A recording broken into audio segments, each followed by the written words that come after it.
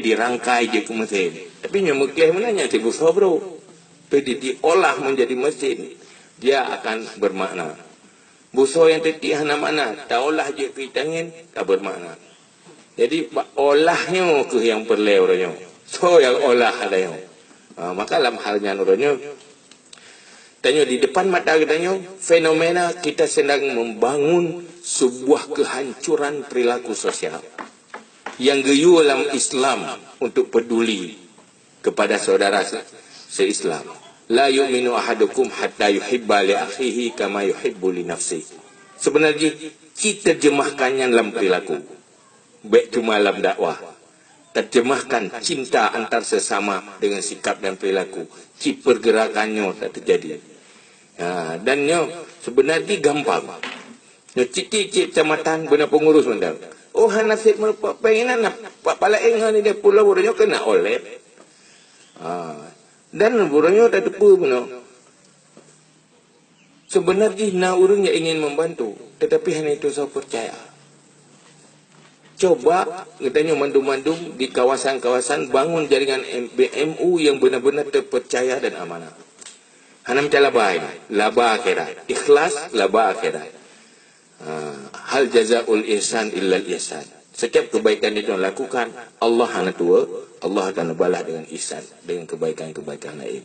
Jadi nyokeh kehancuran perilaku sosial yang nak bangun raya. Pakan inilah pertanda umat Islam hana pemimpin. Pemimpin Islam gaya Rasulullah. Kan pemimpin lagi tira orang kaya bagi-bagi peng pemanjaan. Tetapi pemimpin yang memandirikan, yang melahirkan kekuatan di dalam rumah tangganya.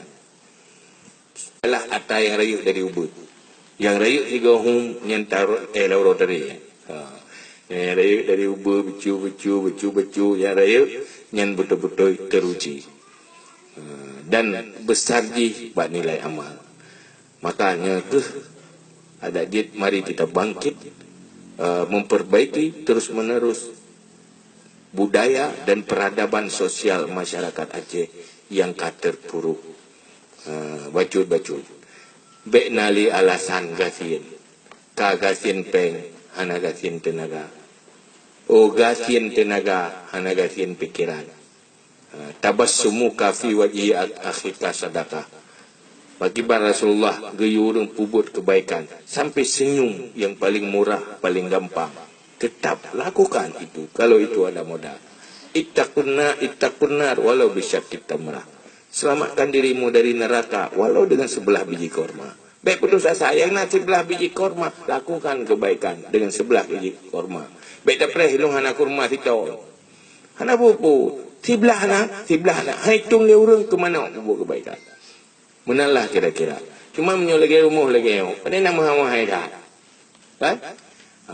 Hana maha-mahai dah.